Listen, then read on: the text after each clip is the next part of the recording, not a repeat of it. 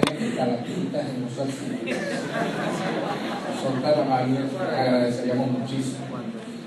Debo decirles que este foro ha sido ya contado con el respaldo de las organizaciones Rosario por la libertad de los presos políticos, por Operación Libertad, por Justicia, Proceso Venezuela, por Una Ventana a la Libertad y por la Fundación Cultural y sobre la ONG Una Ventana a la Libertad, que tiene muchísimos años.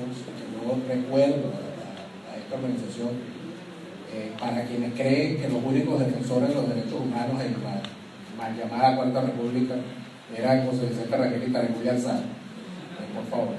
Quienes conocemos a esta ONG sabemos que Alfonso Palma tiene mucho tiempo trabajando por los derechos de los presos, por la humanización de la cárcel, y que hoy se ha adaptado obviamente a la situación que tenemos en Venezuela, donde el presidio político se ha convertido prácticamente en una norma. Vamos a escuchar las palabras del doctor Carlos Nieto Palma, que es activista de derechos humanos y defensor de Lorenza Leyva.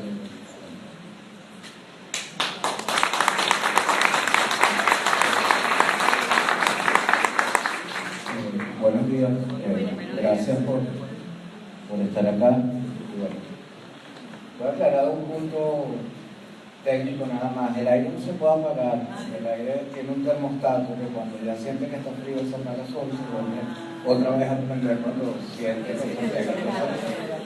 Ni se puede grabar ni se puede apagar. O sea, nosotros que hacemos muchas actividades en este auditorio, o sea, vivimos con ese eterno problema, pero lamentablemente no podemos hacer nada al respecto. Bueno,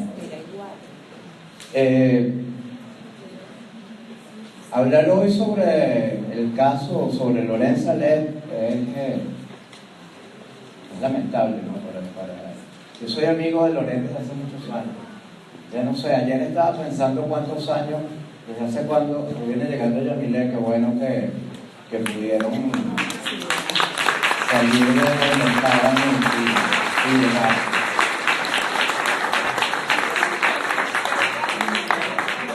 Estamos en Venezuela y Dios nos dispuso que fuera en este momento y a esta hora que nosotros, mi familia de Valencia, llegara a compartir con ustedes y con todos los presos políticos. Muchas gracias, de verdad, de corazón.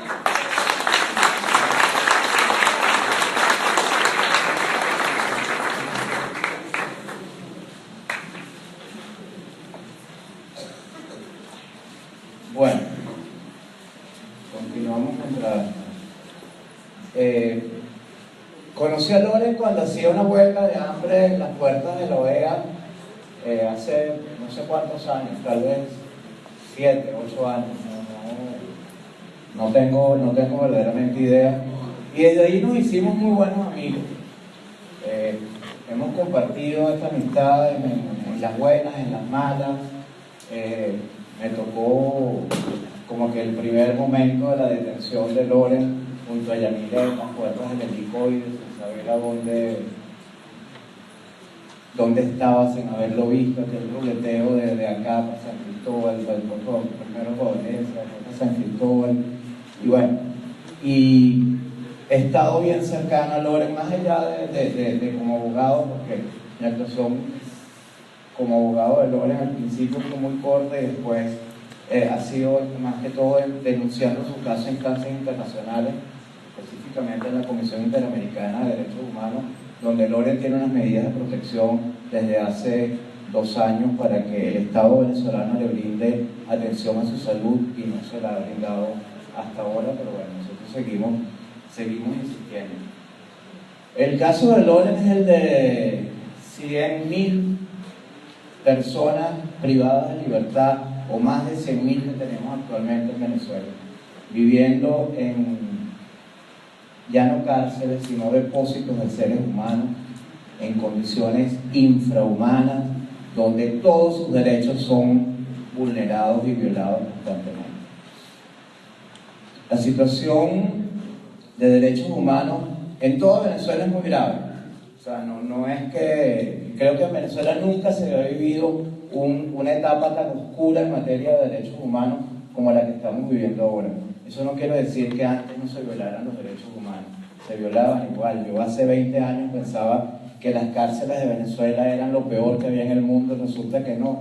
Oía a Nico cuando hablaba y decía que en aquella época se trabajaba y podía ver el objetivo real de la cárcel, que es reinsertar a las personas nuevamente a la sociedad. Y en aquella época ocurría. Tampoco es que aquella era una maravilla, eran muy malas también, pero estas son mucho peor que aquellas. Entonces imaginarse, la situación es grave. Tenemos personas, repito, más de 100.000 personas en nuestra cifra de personas presas en Venezuela, como unos casi 700 presos políticos que no escapan de esta misma situación, porque podemos hablar de los que están en el helicoide, que son 300 o casi como 350 según los cálculos que hemos hecho en una ventana de la libertad, y el resto están en cárceles comunes, en cárceles donde están presos comunes, porque aquí no existen, ni aquí ni en ningún país del mundo existen cárceles especiales para presos políticos. O sea, ese es un tema que yo siempre reflexiono, donde dicen, está en una cárcel con presos comunes. Bueno, pero es que ningún régimen autoritario ni ninguna dictadura reconoce que tiene presos políticos, y por supuesto no va a tener cárceles para tener a estos presos, ¿no? Es algo simple. Bueno, repito, el caso de Loren y de todos los presos políticos y de todos los presos que viven, que están en Venezuela, no escapan de las mismas condiciones. Hacinamiento, podemos hablar de tal vez de un 400% y en algunos lugares mucho más de hacinamiento, retardo procesal. Si cito el caso de Loren tiene ya 3 años y un poquito preso y todavía no ha ido a su audiencia preliminar. Teresli y Juan hablarán de eso, ellos sí son los que saben bien cómo va eso. Y todavía ni siquiera ha comenzado su juicio, todavía no sabe si es culpable o inocente, es más, ni siquiera sabe si lo van a enjuiciar o no. Y han pasado ya 3 años, creo que es uno de los pocos presos políticos venezolanos que todavía no ha ido a una audiencia, por lo menos a la audiencia preliminar. Hay otros que ya han avanzado en eso. Entonces, bueno, condiciones infrahumanas en las que viven los presos venezolanos. Una ventana de la libertad presentó hace unos meses un informe sobre la situación de las personas que están presas en el SEBIN, en el helicoide, en la tumba, y lo que se levantó, la información que logramos levantar en ese informe es verdaderamente grave. Verdaderamente grave. Se establecieron los patrones de tortura que existen, y cuando uno ve que en el helicoide, que fue como que específicamente tomamos, se le pone electricidad a los reclusos, se guindan en algo que ellos llaman, o que se llama la crucifixión, se aísla, se golpea y todo lo demás. Y revisamos un poco la historia y vemos las torturas que se aplicaban en la época de la dictadura de Pérez Jiménez, y no tenemos ninguna diferencia. No hay nada que cambie entre lo que se hacía en aquella época y lo que se hace en esta. El mundo entero ya está claro en la situación de los derechos humanos en Venezuela. Lo ha dicho la OEA, el canciller, el secretario general Almagro ha sido un gran vocero para denunciar la situación que se está viviendo en Venezuela en materia de derechos humanos. De hecho, desde la OEA se está promoviendo presentar una denuncia ante la Corte Penal Internacional, y ya se efectuaron 2 audiencias especiales hace unas semanas para levantar casos específicos, y está trabajando en la OEA el que fue fiscal general de la Corte Penal Internacional cuando esta se fundó, y fue hasta hace años el secretario, y él es el que va a levantar ese informe. Todavía faltan 2 audiencias más que se van a efectuar ahora en el mes de octubre, y la oficina, la ONU, a través de la Oficina del Alto Comisionado de los Derechos Humanos, también ha hecho un informe especial sobre violaciones a los derechos humanos en Venezuela. Y bueno, se ha pronunciado la Unión Europea, se han pronunciado países latinoamericanos, se creó el grupo de Lima, que también ha denunciado las violaciones graves a los derechos humanos que se viven en Venezuela. Y yo creo que solo falta esperar. Yo creo que estamos, la grave situación que se está viviendo en Venezuela ya no se puede ocultar. O sea, ya no podemos decir que esto es una democracia, ya no podemos decir que aquí no se violan los derechos humanos, ya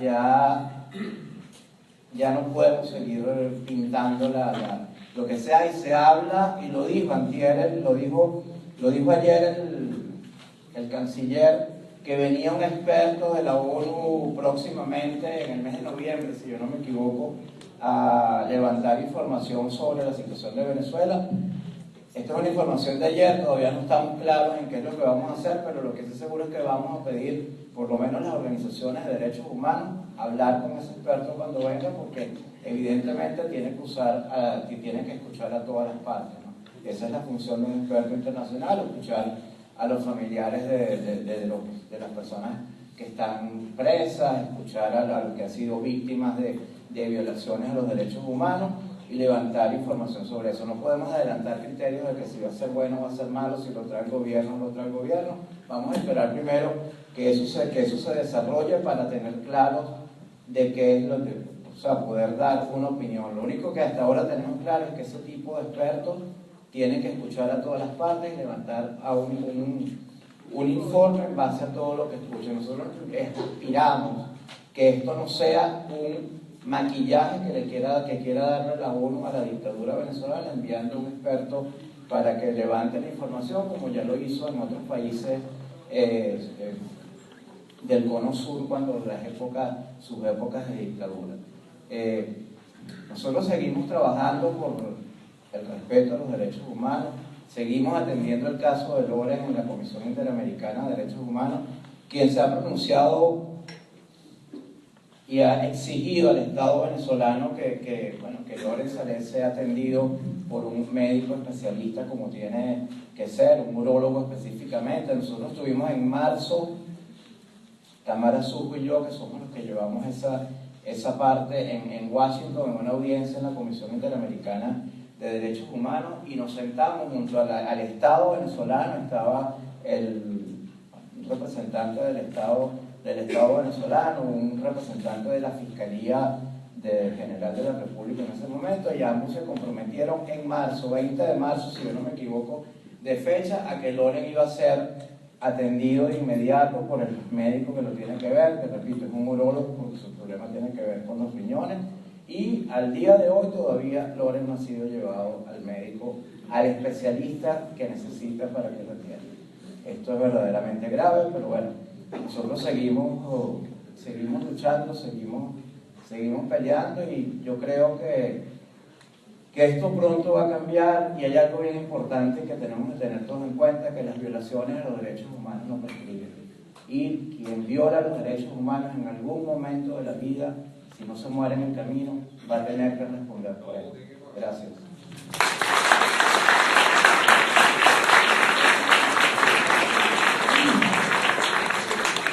A veces se olvida o se desconoce que, sumado al suplicio de ser preso político y al suplicio de tener un familiar como preso político, es muy difícil también ser abogado de los presos políticos. Le han ocurrido muchísimas cosas. Hay hasta casos de abogados presos por defender presos políticos, se convierten en presos políticos. Escuchar lo que tienen que decir los abogados de los presos, de estos presos políticos, es para nosotros también muy importante, debe serlo siempre. La doctora Teresa Malavé ha tenido casos difíciles en todos estos años. Es quizás desde el año 2004 una de las abogadas venezolanas que puede dar fe de que los presos políticos no empezaron en el 2017 ni empezaron en el 2014. Y puede dar fe también de lo que ha sido el maltrato a los presos políticos y el doble rasero que se ha establecido en este país cuando se habla de beneficios procesales. Al delincuente que roba, asalta, mata y secuestra tiene beneficios procesales, el preso político no. Escuchemos a la doctora Teresa Malavé.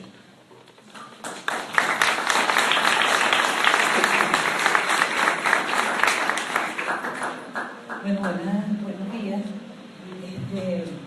Escuchando a Daniel, que tiene una memoria de verdad prodigiosa, no solamente aquí, sino que yo lo escucho en la radio, me doy cuenta que no se le escapa nada. Es verdad.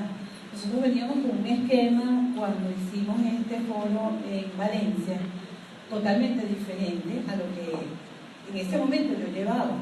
Y es que se transmitió, lo que pasa es que también tuvo un inconveniente, que es la mamá de Loren, no llegó a tiempo el video, hubo una serie de problemas que de todos modos lo vamos a poner. Pero el cuento es que yo venía con mis punticos sobre los cuales iba a hablar y colocaron primero el video y resulta que me cambió absolutamente todo, ¿no? Pero bueno, lo voy a hacer así, como lo hice allá, porque me parece importantísimo que todos nosotros conozcamos cómo nace el movimiento de los presos políticos en este país. Y es ahí cuando halago tu memoria, Daniel, ¿no? Después del 2002, cuando meten preso a los funcionarios de la Policía Metropolitana, Marco Hurtado, Héctor Robaín, Julio Rodríguez, Erasmo Bolívar, Luis Enrique Molina Cerrada y Alue Pérez Salazar, junto a los comisarios Viva, Forero y Simonovi, comienza un juicio contra ellos que nosotros sentíamos como que, bueno, ¿qué está pasando? O sea, trasládese a ese año. Empezamos en el 2003, cuando ellos mismos se presentaron, miren, tenemos que meter gente presa, o sea, no puede ser, no tienen respuesta para decir en la televisión o al país que no se haya investigado los hechos del 2002. Y los funcionarios, tal cual, se presentaron y firmaron, y ellos mismos levantaron sus actas policiales. Así fue, no fue una captura, no fue como lo han querido hacer ver durante todo este tiempo. Buscan a José Luis Tamayo como abogado, José me adoptó a mí, me acaban de votar de la fiscalía, porque yo no cumplía órdenes ilegítimas, y así se pliega también Carlos Bastidas, que en paz descanse, Carlos Tamayo, y hacemos un grupo extraordinario de defensa para ellos con todo ese amor por la lucha por este país. Cuando llegamos al juicio empezamos a ver una Marjorie Calderón que lo que nosotros decíamos lo escuchaba diferente, y le voy a contar solo una anécdota que pudiera estarle contando. Imagínense, fue 3 años nada más y nada menos, 3 de juicio oral y público, nada más, una barbaridad, y todos los días y una angustia. En ese momento eran los círculos bolivarianos, nos perseguían, nos tiraban pipí, o sea, eso fue espantoso. Pero les voy a echar un solo cuento. El comisario, ahorita se me viene el nombre, del SEBIN, que antes era DICIP, se sienta a declarar y dice que gracias a la Policía Metropolitana fue el primer herido a las 2:30 del mediodía en la avenida Banal, parado donde está la sastrería, subiendo la avenida Banal, está la sastrería, ahorita se me fue el nombre, y su tirador, según los expertos que llevó la Fiscalía, está ubicado de frente al objetivo, en el mismo plano, apuntando de derecha a izquierda y de arriba hacia abajo. O sea, el tirador estaba aquí y le dispara. Ese muchacho que cae en el piso con un tiro en la cabeza se salva. Y quienes lo rescatan es la Policía Metropolitana por solicitud del SEBIN, de la DICIP. Y él echa el cuento con ese pollazo, eso apellido. El comisario se siente y dice, bueno, yo escuché, yo le dije, le dice a la juez Marjorie Calderón, y le pedí la colaboración a la Policía Metropolitana, que no es ninguno de los que están aquí, de paso, y ellos me llevan hasta allá, pudimos rescatar a mi compañero. Bueno, la conclusión de la juez, para hacerlo más rápido. Escuchado cómo ha sido el testimonio del testigo, quien manifestó que la Policía Metropolitana hirió y dificultó, por supuesto, todos esos abogados que estaban ahí, ¡objeción! Les grito en la sala, y ya va, cállense. Ella muy centrada, nos hizo callar, y cada quien nos hacía atorados nosotros, ¿no? Bueno, su objeción no quedó establecida en el acta, pues las actas se entregaban mensual, teníamos que ir todos los días, eso fue muy difícil hasta para obtener una copia. Resulta que nos sentamos un día dentro de la sala y dijimos, ¿qué es esto que no entendíamos? ¿Qué es esto que estamos hablando un poco de años después con tanta naturalidad, con tanta, no, bueno, lo que nos hablamos los abogados, en los tribunales es lo mismo. El abogado que vaya a echar el cuento de su preso es el mismo cuento que puedo contarle yo. Y dijimos, oye, estamos reunidos José Luis Tamayo, Carlito Bastidas, Carlos Tamayo, buenísimo, no Villa, Jaira Castro, estaba yo, Igor Hernández, y estaba yo, sentados dentro de la sala esperando. Ese día querían meterlos esposados, los sacar, y reflexionando, dijimos, ellos son presos políticos. Vamos a empezar con la campaña de que ellos son presos políticos. Y así empezamos.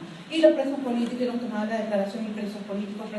Un día, pasado como 2 años, Globovisión, que fue una gran aliada de nosotros con el tema de los presos políticos, sacó una encuesta Y dice que el 16% de los venezolanos le interesa el tema de los presos políticos.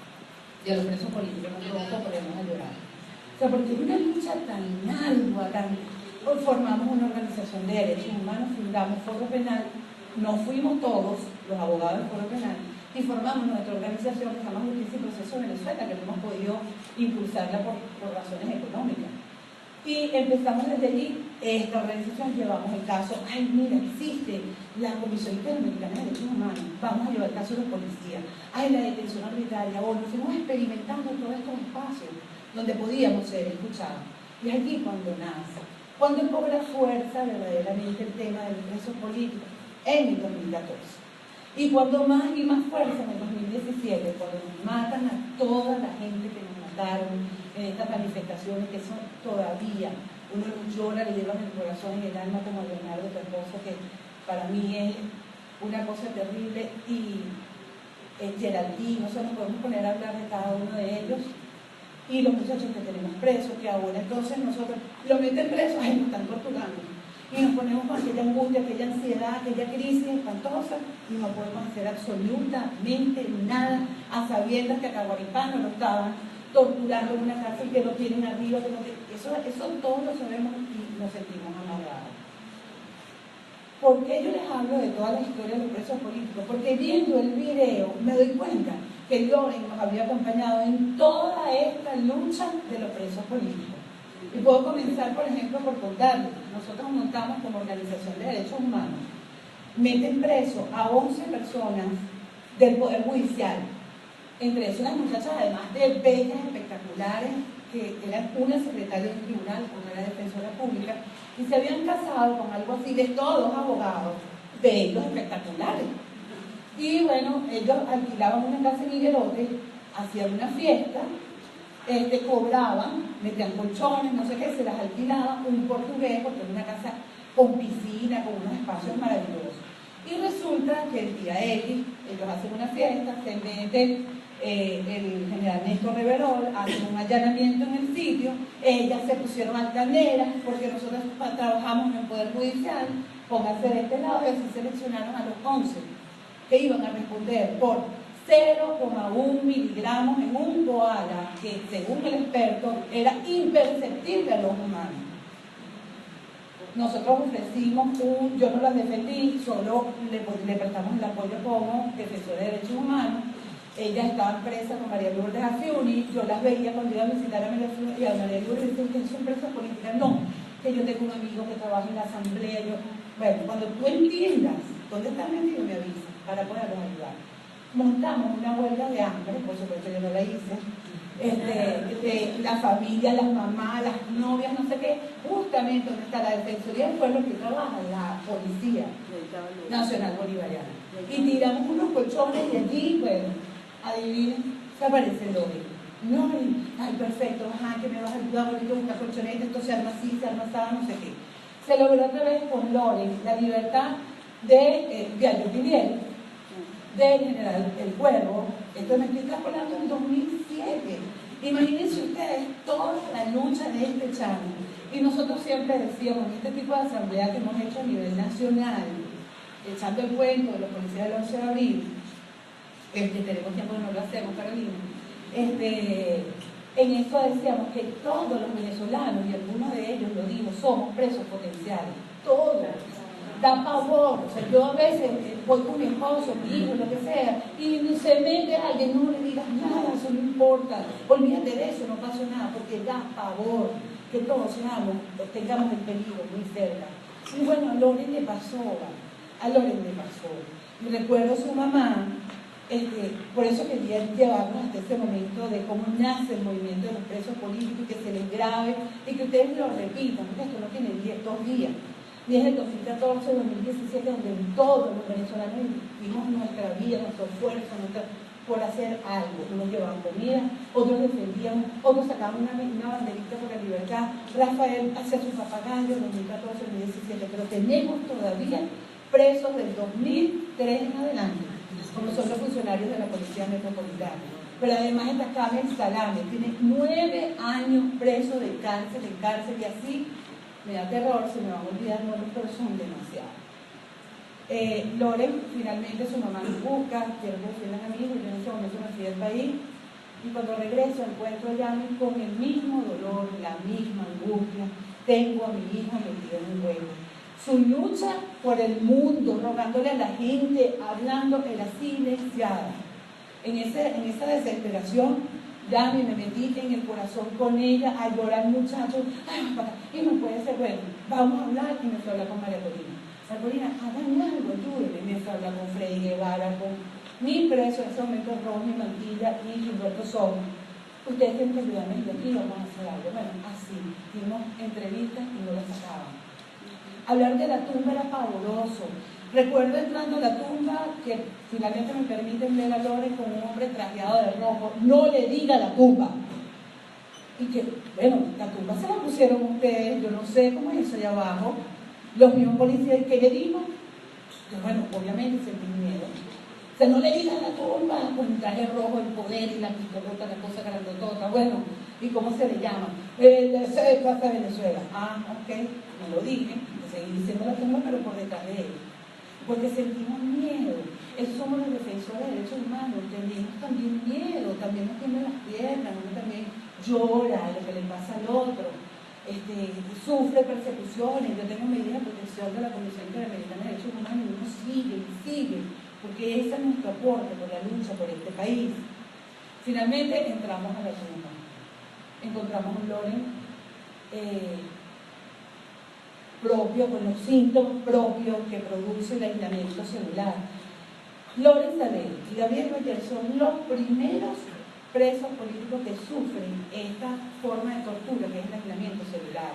Ahora se le aplican a Gilbert Caro, que le hacen aislamiento celular a los que están en la DGCIN, que están presos allí, y nuevamente con la reinauguración de la tumba con el general Raúl Maduel y el capitán Agualipá.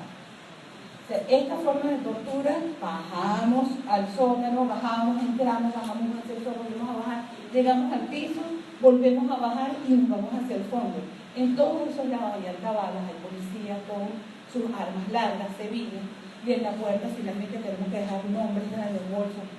Pasamos esa puertica, pasamos una cámara, una cosa de sonidos de ese como de aeropuerto, y entramos y hay una puerta, son así, con una gris de metal, con una rajita de este tamaño. Lore y Gabriel duraron 8 meses metidos en un cuarto, con la luz constante, con la temperatura a 9 grados, que ellos después entendieron que los funcionarios sí podían bajarla. No tenían cubiertos para comer, vigilados constantemente hasta para ir al baño. Si iba a ir al baño Gabriel, no podía ir con Loren, ellos no se podían hablar. Incluso Gabriel hizo unos dibujos espectaculares. Porque si no, voy a durar el día aquí contándoles a ustedes. Es que es impactante, de verdad. Gabriel descubrió, Gabriel es un niño que es ingeniero, son 2 niños preciosos de 27 años, lo que tienen esos muchachitos, y les estoy hablando de 3 años presos. Gabriel, su primer dibujo, no sabía ni qué dibujaba, es un espectáculo, sus dibujos eran las manos de Loren, en las relitas grises de la obra Zelda, porque no le permitían a uno verse con otro. Loren tuvo 3 intentos de suicidio y su mamá me la llevé a mi casa y me dijo, va a llamar Loren, le permitieron en esas oportunidades. Entiendan que estos 8 meses lo pasa totalmente aislado, no podía bajar la mamá, no podía tener ni creyón ni reloj. Que el metro era el que le decía cuándo era de día, cuándo era de noche, eso que tanto contamos y que tanto nos impacta. Y resulta que cuando nosotros llegamos ya, ellos habían logrado, después de 8 meses en aislamiento celular profundo, lograron empezar a humanizar la tumba, humanizar entre comillas. ¿Por qué? Porque ya le permitían comer juntos, ya le permitían hablar, ya le permitían permanecer en un saloncito común, como para los dos, y le fueron permitiendo, porque al principio le llevaban ellas de trampa, las 2 mamás, té, y entonces le pudieron pasar un lápiz en un descuido de un funcionario, y en las bolsitas de té era que dibujaban o mandaban mensajes y hacían cosas. Eso se los vamos a mostrar, ¿no? En las bolsitas de té y todo, que empiezan a tratar de humanizar la tumba, y es cuando nosotros pudimos entrar y podíamos de repente gozar una sonrisa, una foto para ellos, porque tienen que mostrar lo feliz que son. Pues. Eso es lo que le va a mostrar el gobierno a los interesados en el tema. En una oportunidad me trancan la puerta, estaba Juan, estábamos todos, y cuando yo vi que me encerraron a mí en esa celda, siendo todos presos potenciales en este país, me paro y toco la puerta duro y los nudillos me quedaron y nadie me escuchaba.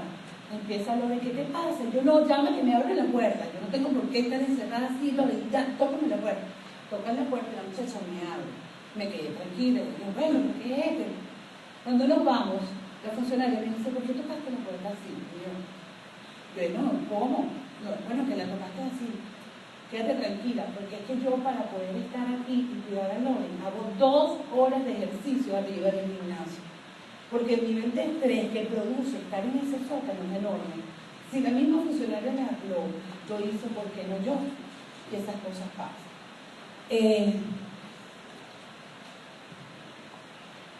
Yo no quiero dejar de mencionar en este caso a no solamente las torturas como el delito celular que tuvo Loren, que hemos hecho miles de denuncias, porque esto no se repite y se está repitiendo con el milagro de tal vez, y es lo que le pido a Papá Dios, esa humanización que llevó Loren y Gabriela a la tumba cuando digo que pueden tener un libro, pueden tener un reloj, pueden vestirse con su ropa y no con uniforme, pueden comer en platos normales, para Cagualitano y para el general Raúl Baduel, porque si no, de verdad les digo, es insostenible, no sé cómo Dios le ha dado fuerza.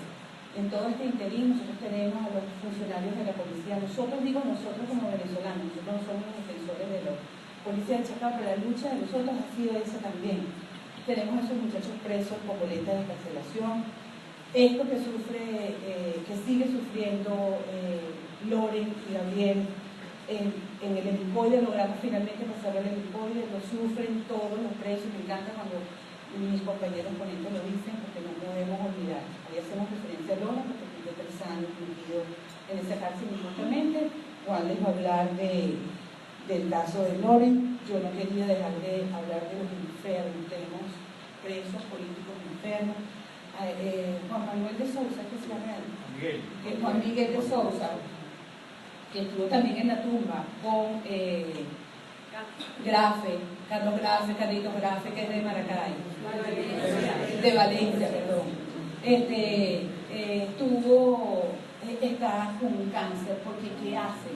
Le hacen los antígenos prostáticos, eso era en el SEBIN, y cuando ven que están enfermos, los guardan. Entonces, cuando los sacan, es porque las enfermedades han avanzado muchísimo, y así se nos muere Juan Carlos Andrés García. Se murió un preso político por negligencia de los funcionarios del SEBIN. Quieren decir que tiene SIDA. Bueno, yo sé que no, y sus compañeros y sus amigos sé que no, pero vamos a decir que sí, pues está bien. No le suministraron sus medicamentos, lo dejaron ahí. La enfermedad que le quiere poner el gobierno impulsó la muerte del concejal. De manera tal que mi invitación es a seguir luchando, tener la constancia y la perseverancia tuya como hermana, de todos los familiares, y unirnos más en este esfuerzo. Y bueno, a mis compañeros, gracias por darme esas ganas de seguir, porque venía un poquito deprimida, se lo confieso.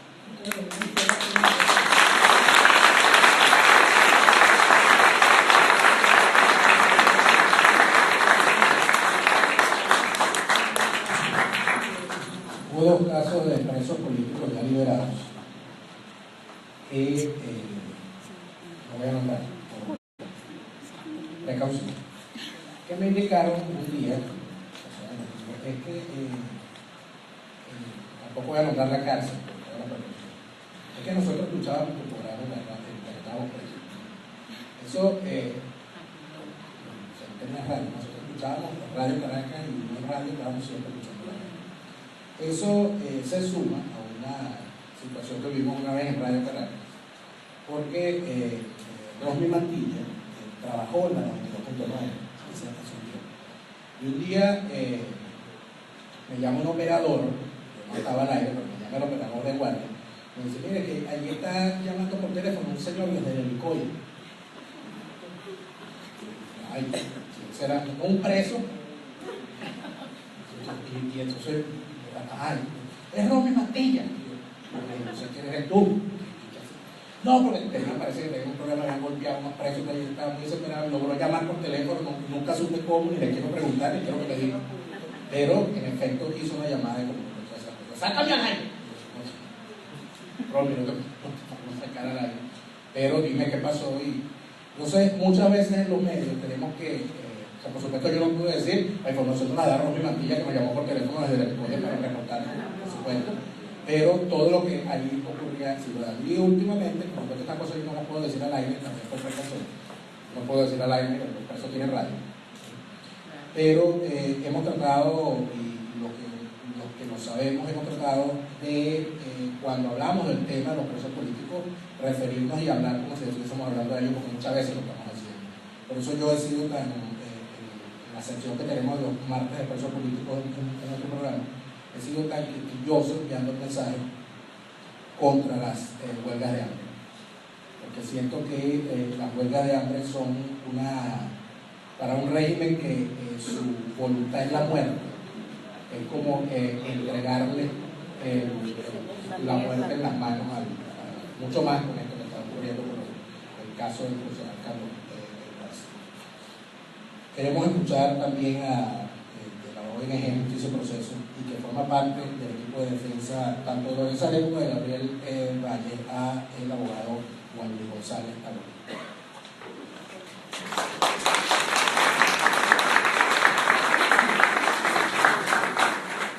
Buenos días.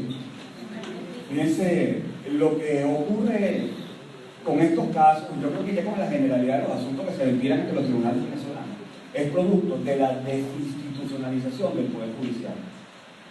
Y cuando hablamos de repente de desinstitucionalización del Poder Judicial, nos estamos refiriendo, o tal vez estamos dando una nomenclatura que les queda sumamente grande. Yo creo que la doctora Blanca Rosa Mármol hizo una radiografía bastante interesante de qué es eso, que en Venezuela dice administrar justicia. Es algo que no es poder y que mucho menos administra justicia. Pero esa es la estructura que está encargada de resolver si estos muchachos se quedan detenidos o salen en libertad. ¿Y por qué decimos que es una estructura que les queda grande afirmar que se trata de poder y que administra justicia? Pues porque simplemente pareciera que estos mismos señores que dicen ostentar la condición de juez han asumido de manera consciente que son unos funcionarios subalternos del Poder Ejecutivo Nacional. Y hoy día o forma parte de la cotidianidad que un juez pida permiso, autorizaciones u opiniones a personas fuera de lo que es el tribunal antes de tomar una decisión. Y eso es sumamente grave, porque entonces la autonomía, la independencia que debe pregonarse una estructura que administra justicia en Venezuela no existe. Si no existe un poder judicial, pues la democracia está en cuestión. En ese contexto, Lorenza Salé y Gabriel Valle están siendo procesados. La gente, o por lo menos a mí me gusta, siempre que conversemos y ilustremos de alguna manera por qué están presos. O sea, ¿por qué está preso Lorenza Salé? De repente, si vemos el Canal 8, todos pudiéramos pensar que Lorenza Salé tiene 3 años preso, imputado por delitos, no sé, ¿qué se imaginan ustedes? Terrorismo, traición a la patria, rebelión, ¿ah? A tu ultraje al centinela, como me dicen aquí. No. O sea, Lorenza Salé y Gabriel Valles tienen 2 asuntos pendientes supuestamente con la justicia venezolana, donde la Fiscalía los ha acusado y donde los tribunales le han dictado una medida que los mantiene detenidos. Uno ocurrió en el año 2010. Tenían entre 18 y 19 años estos muchachos, cuando son detenidos en el estado Carabobo.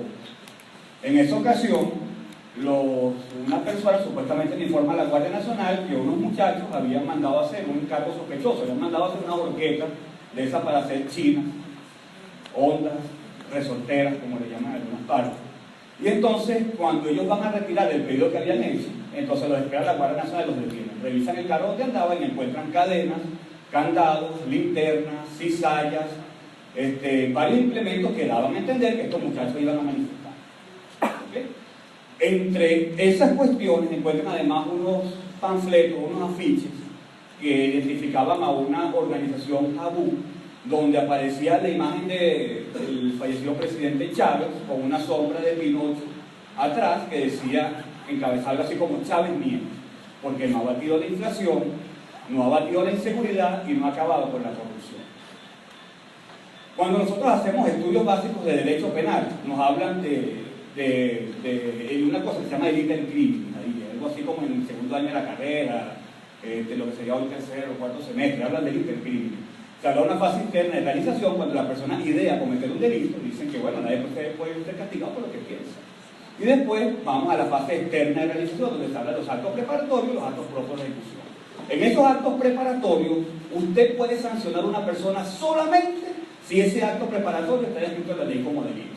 Yo les pregunto a ustedes, comprar candados, cizallas, cadenas, ¿es delito? ¿Está descrito en una parte del Código Penal como delito? No, ¿verdad? Bueno, pareciera que alguien medianamente inteligente se dio cuenta de eso.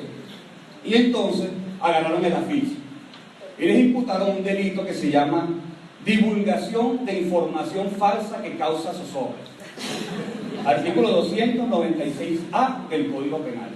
Y por eso les decretan en principio unas medidas cautelares sustitutivas, o sea, los ponen bajo un régimen de presentación y los muchachos salen en libertad. ¿Okay? Es interesante que les comentemos esto. Ellos duran 2 años cumpliendo su régimen de presentación. La defensa de Gabriel Valles pidió a los 2 años que se decretara el decaimiento de las medidas de coerción personal, porque habían pasado más de 2 años y todavía no había pasado nada. La Fiscalía en ese expediente no hizo absolutamente nada para investigar esos hechos, ni los tribunales requirieron nunca la presencia de estos muchachos para que comparecieran a ese proceso y hicieran su debido seguimiento. Vamos a dar eso hasta allí porque lo vamos a retomar más adelante. En el caso de Loren Salem le hacen otra imputación. Cuando lo entrega el gobierno colombiano del puente Simón Bolívar al Servicio Bolivariano de Inteligencia Nacional, porque no fue que lo puso al otro lado de la frontera, se lo entregó al SEBIN. Este muchacho, bueno, lo retiraron primero por el estado Carabobo, donde la juez revoca por incumplimiento de la medida de coerción personal, pero hace un expediente que es totalmente falso, forjado de la primera a la última página. En este expediente, supuestamente unas personas de nacionalidad colombiana, 3 personas afirman que Loren Salem, a quien identifican por una foto, era jefe de una oficina de identificación en el CENIT del SAIME, en el estado Táchira, y que como jefe de esa oficina del SAIME les habían pedido cédulas de identidad venezolana y les había dado dinero para que manifestaran en Venezuela, que además indagaba sobre personas que tuvieran experiencia militar para que pudieran hacer desórdenes en el país. Ese expediente, que es totalmente falso, eso no existe, yo dudo que algún día tengamos un juicio que esos testigos aparezcan a decir eso, bueno, determinó que le imputaran a Loren Salem estos delitos. Expedición indebida de certificaciones falsas, que eso está en el artículo 77 de la Ley contra la Corrupción. Facilitación de ingresos a extranjeros en el país. En las declaraciones de estas supuestas personas dicen que tenían 4 años en el país, que habían trabajado en Valencia, que se habían devuelto para el estado Táchira, o sea, que eran personas que ya estaban instaladas en el país y que trabajaban. Pero además le imputan el delito de falsificación de documentos de la Ley contra Delitos Informáticos, como si hubieran alterado la base de datos del SAIME para incluir estos números de cédula, cuando era obvio que los números de cédula se correspondían con las personas que a lo que realmente correspondían los datos, o sea que la base de datos estaba inalterada. Le imputan estos delitos. Esto lo hacen en el año 2014 después que lo entregan acá. Ahora bien, como vemos, no hay terrorismo, no hay traición a la patria, no hay rebelión civil y militar, no hay absolutamente nada de eso. Estos son los delitos porque se procesa a Loren Salem. Ahora bien, nosotros hemos venido, digamos, padeciendo una terrible violación a la garantía del debido proceso. Según la ley, un proceso penal debería durar 2 años. O sea, la Constitución dice que el procedimiento debe verificarse sin dilaciones indebidas, y cuando nos explica o impone que una medida de coerción personal no puede pasar de 2 años o de la pena mínima prevista para cada delito si es menor de 2 años, eso es lo que quiso decir la ley, el legislador nos dijo cuánto es el tiempo suficiente para que la Fiscalía investigara, presentara sus conclusiones a un juez, este juez evaluara si eso es suficiente para elevar la causa a juicio, se debatiera eso en un juicio oral y se produjera una sentencia. Y se resolvieran las impugnaciones que hubiera que resolver, o sea, 2 años era suficiente. Bueno, Loren Salem cumplió 2 años detenido y Gabriel Valles el día 4 y 5 de septiembre respectivamente. Es importante recordar que Gabriel Valles también fue entregado por el gobierno colombiano al día siguiente. O sea, en la madrugada, lo detuvieron el mismo día 4 y lo entregaron en la madrugada del 5, también en el puente Simón Bolívar. O sea, no fue que entregaron solamente a Loren Salem, los entregaron a los 2. Entonces, ¿qué ocurre? Bueno, desde esa fecha tenemos más de 2 años esperando porque se verifique el acto de la audiencia preliminar. O sea, un acto procesal donde supuestamente el juez evalúa las pretensiones de la Fiscalía y decide si es prudente o no elevar la causa a juicio, o sea, hacerle un juicio por eso que los acusaron.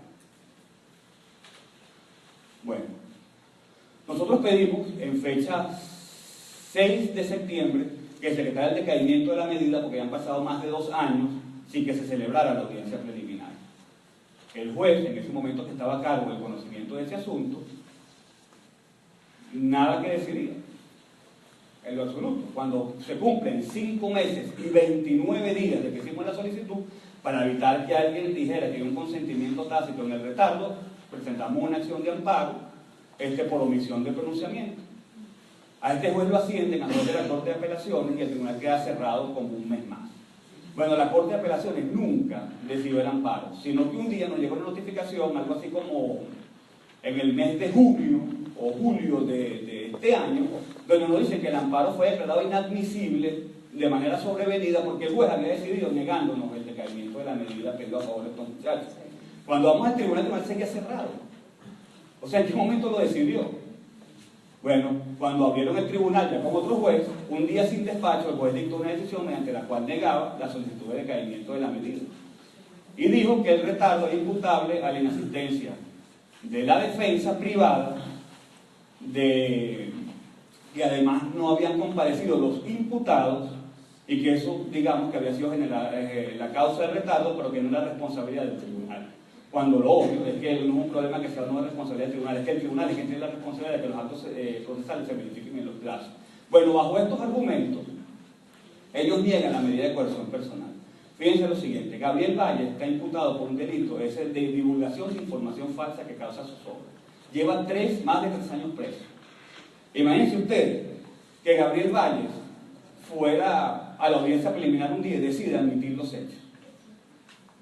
Habría cumplido la pena 3 veces. Supongamos además que resulta que el juez es muy estricto y decide aplicar las penas por el término medio, las habría cumplido 2 veces.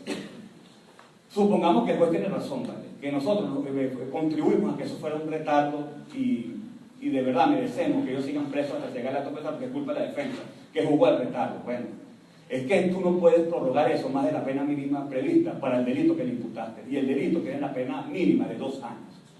O sea, este muchacho no tiene sentido, ni lógica, ni racionalmente para que esté preso.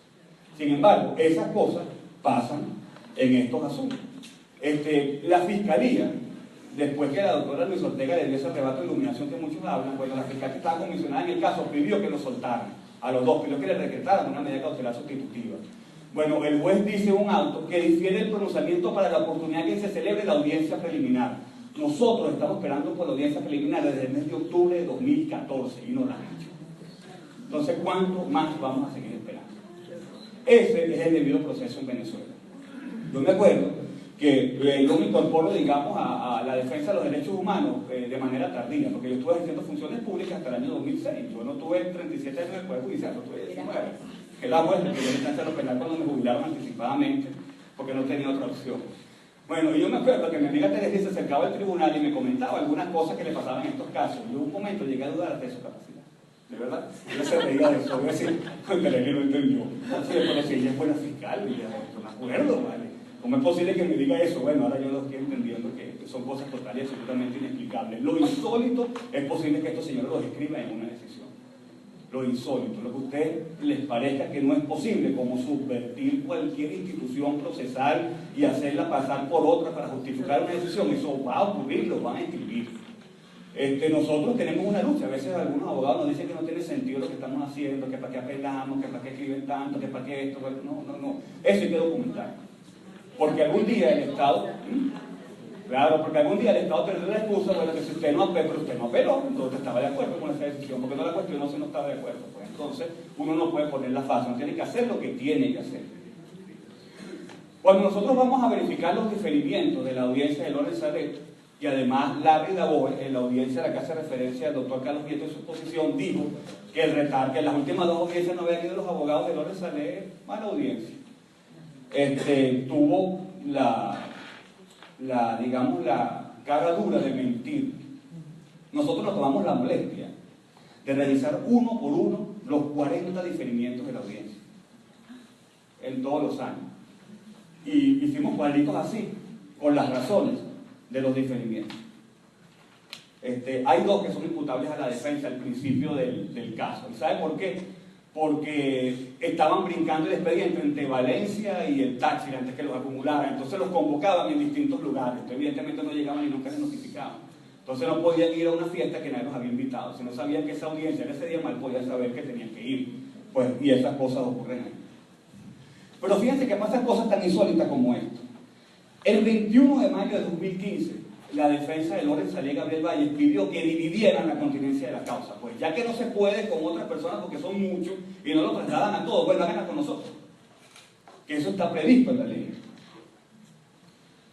Y el juez, en fecha 15 de febrero de 2016, lo hizo. ¿Pero sabe para qué? Para hacerle la audiencia al caso del alcalde Ledesma. Ya ellos lo dejó por fuera. Y nosotros seguimos, a Ledesma se le hizo la audiencia preliminar, se ordenó el pase a juicio y nosotros seguimos esperando por la audiencia preliminar. Pero aunque a ustedes les parezca insólito, el caso del alcalde Ledesma está paralizado, porque no han sacado la fotocopia desde febrero de 2016, que tienen que mandar al tribunal de juicio para que le hagan el juicio a Ledesma. Si siguen esperando que hagan la audiencia de Loren Salé, obvio que no la han hecho. O sea, el caso está paralizado en los dos casos, uno difiriendo y en el otro porque no manda las copias para que siga el asunto. O sea, esos son violaciones absurdas al debido proceso y que no tienen ninguna explicación lógica ni racional. Eso no tiene sentido. Otra, cualquier pedimento que formula la defensa, la única manera que el juez lo conteste es si se le presenta una solicitud de amparo constitucional por omisión de pronunciamiento. Eso incluye solicitud de fotocopias del expediente. Las últimas las pedimos el 3 de marzo y todavía no nos han dado las benditas copias. De las 10 piezas del expediente nos han dado apenas 4, después de mucha pelea, lucha y fastidio todos los días en el tribunal. Presentábamos solicitudes para que llevaran a Loren Salé al médico. El tribunal no las contestaba ni las contesta. Había que meter, como le dio un amparo, para que la Corte de Apelaciones llamara por teléfono al juez y dijera decide eso para que nos quedaran inadmisible el amparo. Entonces el juez mandaba un oficio al CELIN que no pudo. Entonces igualmente, el CELIN dice que él le atiende la salud porque un médico del CELIN lo revisa y le manda antibióticos. Cuando es obvio que una persona tiene más de 2 años con dolor para ir al baño, debe tener un problema que va más allá de una infección urinaria, porque si no se le hubiera quitado ya con el tratamiento con antibióticos. Loren Salé hoy día inhibe la ingesta de líquidos para tratar de evitar lo posible ir al baño. Esa es la terrible realidad. Y desde el 8 de agosto se mandó un oficio para pegar al hospital militar y el CELIN no lo ha hecho. Y al juez le hemos pedido que él no solamente agota su competencia como juez ordenando lo que nosotros le pedimos, sino haciendo ejecutar su decisión. O sea, no basta que él diga llévelo al médico, es que tiene que hacer lo necesario para que ese orden que él pidió se cumpla. Y es imposible por el terror que este hombre se atreva, no sé, aunque sea levantar el teléfono al CELIN y pedirle que acaten esa instrucción que él impartió. O sea, Loren una vez se lo dijo en su cara al mismo juez, en una de esas oportunidades, al juez Graterol, que era que estaba en ese momento. En una oportunidad que decidió dejarlo subir al tribunal, porque esa era otra. Lo trasladaban, diferían la audiencia y no lo subían al tribunal, le bajaban el acta para que la firmaran los calabozos del Palacio de Justicia. Y Loren Salé, con mucha personalidad, dijo que no firmaba en el calabozo, que firmaba en el tribunal. Y nunca se conmovió o decidió que ya era suficiente y que lo llevaran al médico, lo llevaron una vez hacia el hospital militar. Evidentemente, fue un traslado al hospital militar, su mamá puede dar fe de ello, no duró más en el hospital de 20 minutos, entre la entrada y salida, donde le hicieron un eco con la vejiga vacía y lo devolvieron para el centro. O sea, evidentemente eso no es atención médica, eso fue un parapeto para justificar después en las audiencias que tienen que ver con el control y el cumplimiento de las medidas cautelares que le fueron cortadas a este muchacho, que sí, que ellos sí le dispensan atención médica, que él está atendido. En fin, es una realidad terrible la que se confronta y este es solo un ejemplo de tantos casos. Este es un caso, pero que pasa en un caso. Imaginen ustedes las particularidades de cada una de las personas que están siendo procesadas por razones de tipo político, donde no hay razón que valga, no hay derecho que valga. Usted puede escribir el argumento que sea, puede ser muy obvio, pero ningún juez decide con libertad, o ningún administrador de justicia del Ejecutivo Judicial decide por la libertad que debiera porque no la tiene. Uno una vez se le salió y me dijo, no, si yo sé ese muchacho me mete preso a mí, en tono jocoso. Pero eso es ilustrativo de lo que uno puede esperar cuando va a un acto procesal con estos jueces que son incapaces de siquiera evaluar de manera objetiva la evidencia de cargo y tomar una decisión conforme a derecho. No es un poder judicial, eso no es un poder. Y como no es un poder, no se puede esperar que administre lo que está llamado militar de justicia. Y esa es la realidad de los presos y perseguidos políticos en Venezuela. Eso es parte de la lucha, eso es parte de la reinstitucionalización del país, en la que hay que abocarse. Es precisamente que algún día podamos tener un poder judicial autónomo e independiente y que resuelva las cosas conforme a derecho, que tengamos, como dijo la doctora Mármol, a quién acudir. Hoy día no lo tenemos.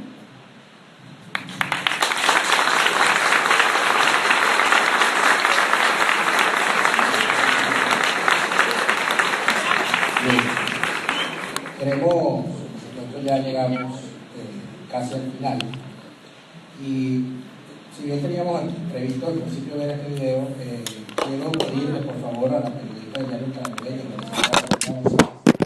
para que haga la presentación debida del video que vamos a ver a continuación y luego escucharemos las palabras de clausura de la amiga de la violencia. Vamos a pasar a la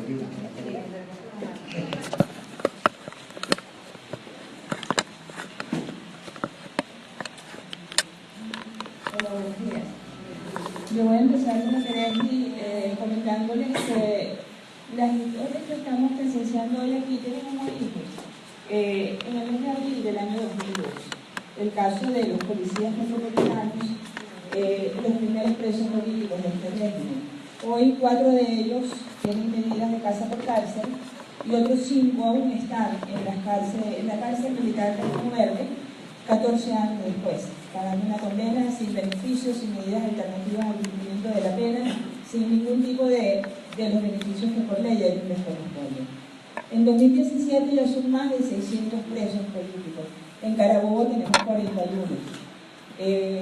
La intención de este tipo de foros es pedirles que nos ayuden a no invisibilizarlos, a que se mantengan visibles, a que nadie en el país olvide que en Venezuela hay presos políticos, que hay gente que tiene un denominador común y es que ellos son inocentes y que están presos porque disienten de este gobierno. Que en cada reunión, que en cada parque, que en cada plaza donde ustedes vayan, haya un comentario con los presos políticos, que se sepa que aquí en Venezuela se viola el derecho a la libertad de una manera atroz. Yo quiero darle las gracias al Diario Nacional por el apoyo, al padre Carlos Luis Suárez, por las bendiciones que hoy nos dio, y nuevamente pedirles a todos ustedes que nos ayuden a difundir el mensaje por los presos políticos, que no los invisibilicemos, que la gente sepa que con contundencia debemos pedir su libertad. Ahorita vamos a ver un video que recoge lo que es la historia de Loren. Hay varios pronunciamientos de personas que han estado analizando el caso de Loren Salet y pues tienen posiciones legales, posiciones políticas, posiciones jurídicas que van en torno a este caso. Presten atención porque buena parte de la historia de los presos políticos de este país está ahí. Gracias.